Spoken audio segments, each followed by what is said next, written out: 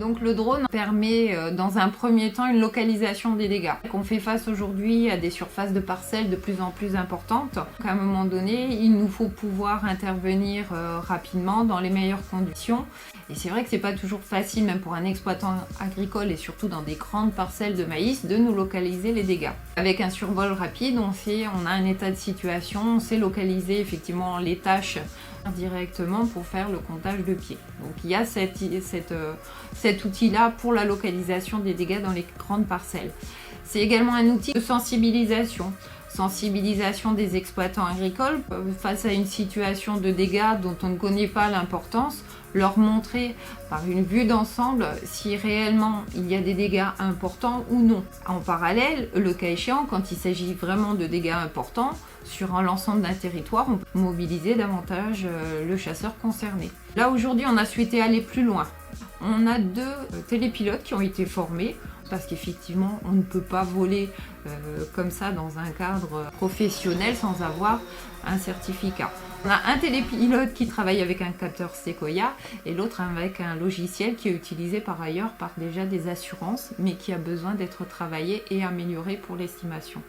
Il a fallu monter une base de données au niveau des cultures pour savoir à quel état il est plus intéressant d'intervenir avec tel outil, la chromato ou le survol simplement. Ça nous a permis aussi de comparer l'estimation qu'on fait à pied et ça nous a rassurés parce que finalement nos résultats étaient bons.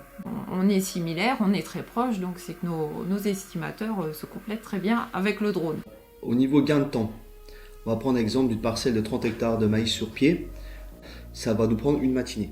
Au drone, une petite heure. On a un gain de productivité, surtout sur les grosses parcelles. Quand on a besoin d'être réactif sur des parcelles, par exemple de maïs grain, à ce moment-là, on va faire intervenir un télépilote et une autre personne qui va quand même aller sur le terrain directement parce qu'on aura besoin de cette analyse quand même visuelle sur le site. Il faut déterminer si après il ne peut pas y avoir des dégâts de cervidés, des dégâts de corvidés ou autres accidents, on va dire, culturels. Chaque équipe d'estimateurs sur leur secteur nous appelle en fonction des critères qu'on leur a expliqués, taille des parcelles, complexité des dégâts. Et après, on se rend avec eux sur la parcelle, place notre matériel. On a fait une déclaration préalable auprès des organismes pour pouvoir voler dans ce secteur-là. On cartographie notre parcelle. Pendant ce temps, il y a un estimateur qui parcourt à pied une partie de la parcelle ou des endroits où il y a les dégâts pour bien s'assurer que c'est bien des dégâts de sanglier.